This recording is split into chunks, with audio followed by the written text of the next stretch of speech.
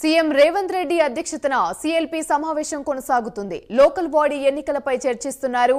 సీఎల్పీకి హాజరైన రాజ్యసభ కాంగ్రెస్ అభ్యర్థి అభిషేక్ మను సింఘ్వీని నేతలకు పరిచయం చేశారు సీఎం రేవంత్ రెడ్డి.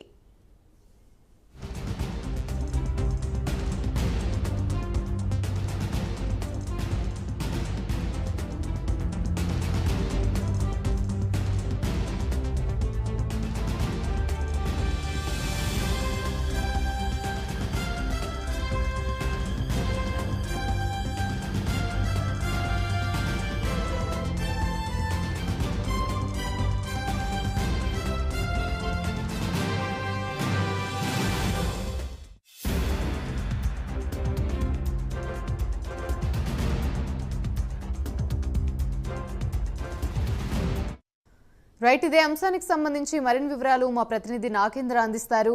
నాగేంద్ర, చెప్పండి. సీఎల్పీ సమావేశం అయితే కొనసాగుతుంది. లోకల్ బాడీ ఎన్నికలపై సమీక్ష కొనసాగుతుంది. దీనికి సంబంధించి అప్డేట్స్ ఏంటి?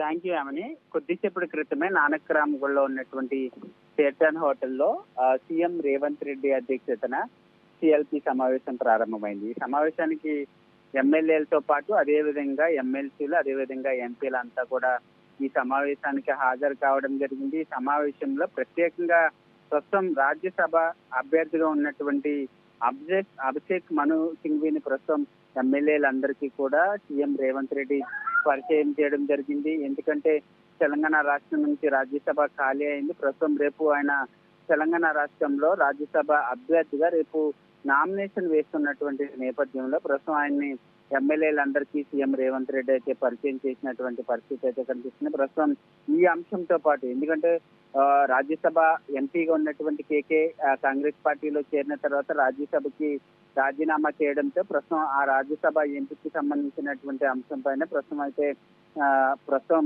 అభిషేక్ మను సింగ్ ని అభ్యర్థిగా ప్రకటించినటువంటి నేపథ్యంలో కాంగ్రెస్ ఒక్కటే అభ్యర్థి ప్రకటించడం జరిగింది. ఇప్పటి వరకు కూడా బీఆర్ఎస్ పార్టీ అయితే ఎవరిని కూడా అభ్యర్థిని ప్రకటించినటువంటి పరిస్థితి లేదు.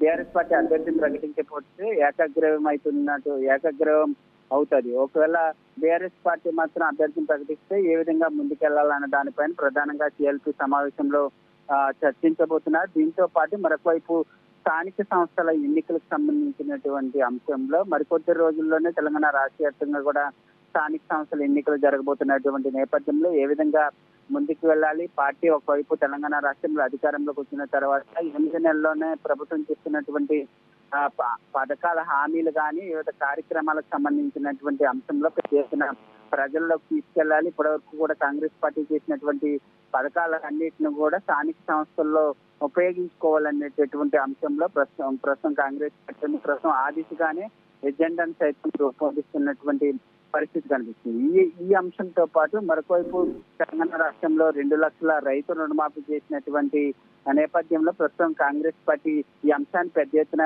ప్రజల్లోకి తీసుకెళ్లాలనేటటువంటి నిర్ణయానికి రావడం జరిగింది. మరొకవైపు రైతు రుణమాఫీకి సంబంధించినటువంటి అంశంలో ప్రతిపక్ష పార్టీ నేతలైనటువంటి కేటీఆర్ తో పాటు హరీష్ రావు పెద్ద ఎత్తున విమర్శిస్తున్నటువంటి నేపథ్యంలో వాటిని ఏ విధంగా తిప్పుకొట్టాలి, అదేవిధంగా రైతు రుణమాఫీకి సంబంధించినటువంటి అంశంతో పాటు తెలంగాణ రాష్ట్రంలో కాంగ్రెస్ అధికారంలోకి వచ్చిన తర్వాత అమలు చేసుకున్నటువంటి పథకాలన్నింటినీ కూడా ప్రజల్లోకి ప్రతి ఒక్క గడపకి ఏ విధంగా ప్రజల్లోకి తీసుకెళ్లాలన్న దానిపైన ప్రధానంగా చర్చించడంతో పాటు ఒక కార్యాచరణ సిద్ధం చేయాలనేటటువంటి ఆలోచనలో కాంగ్రెస్ పార్టీ ఉంది. ప్రస్తుతం ఆ దిశగానే నేతలందరి అభిప్రాయాలు ఎమ్మెల్యేలు అదేవిధంగా ఎమ్మెల్సీలతో పాటు ఎంపీలందరి అభిప్రాయాలను తీసుకొని ఒక కార్యాచరణ సిద్ధం చేసేటటువంటి చర్చ అయితే ప్రస్తుతం సీఎల్పీ సమావేశంలో అయితే కొనసాగుతున్నటువంటి పరిస్థితి అయితే కనిపిస్తుందని చెప్పాలి.